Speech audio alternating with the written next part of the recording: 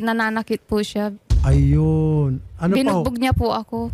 Bukod pa sa pananakit, siyempre dapat isang dahilan yan para umatras ka nga talaga. Tsaka hindi po kasi siya mapalinis, sir eh. Hindi Ayoko na po sa kanya kasi bad breath po.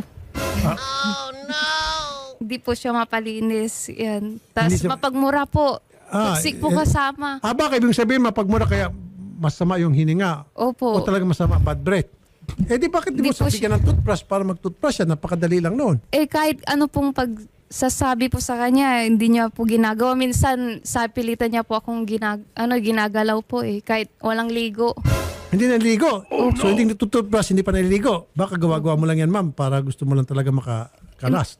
Hindi po. Ginagalaw niya po ako na Hindi sa siya pilitan po. Eh, Kahit bawal tulog yun. na po ako. Mga Sir. mister, kahit nakasal kayo sa inyong asawa, pag ayaw po ni Mrs., huwag niyo pong pilitin. Hindi po yung nagsashampoo. Teka muna, hindi toothbrush, hindi nagsashampoo, nagsashampoo, opo. hindi naliligo. Opo.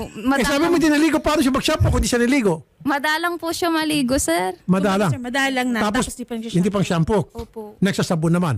Minsan, nung naligo siya sa amin, di siya nagsasabon eh. Di siya nagsashampoo. Doon ako na turn off, sir.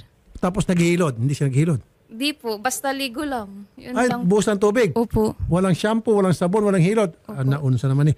Tapos, og ka nag-toothbrush, baka di nagagamit og toothpaste. Tas toxic po kasama, kaya ayoko na rin po. Sobra naman. Nakakatrauma po. Baka naman, ma'am, Napamura. sinisiraan mo lang. Hindi po, sir. Pero yung pananakit palagay ko yun talaga ang the last straw Meron po akong sir. that breaks the camel's back, ika nga. Kasi yung mga hindi naliligo, medyo secondary na lang yun. Ang pinakamatindi dyan yung nananakit. Opo. Of course, yung hygiene, kailangan din yan. Dahil kung hindi, turn off nga yan, meron nga talaga mga miss magpaghiwalay, kung matigas ang ulo at ayaw magbalinis sa katawan.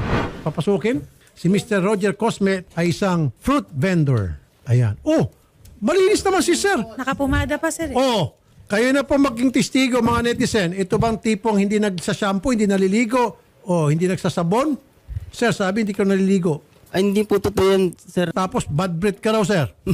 Hindi naman po, lagi naman po ako nagtutubrush. Tapos hindi ka naghihilod, hindi ka nagsashampoo. Tapos nananakit ka pa. Kahit minsan po,